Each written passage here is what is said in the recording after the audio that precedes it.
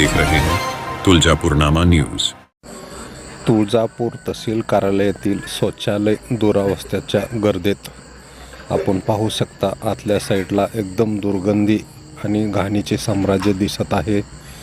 या ठिकाणी पाणी सध्या नाही, त्यामुळे ग्राहक किंवा तालुक्यातील आलेले नागरिक या ठिकाणी शौचालयाच्या बाहेरच लघुशंका करतात आणि याची प्रशासन बिलकुलही दखल घेत नाही असं म्हणावं लागेल।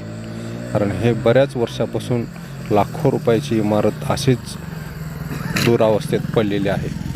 घाणीचे साम्राज्य, दुर्गंधी आणि महिला वर्गांची मोठ्या प्रमाणात कुचंबना।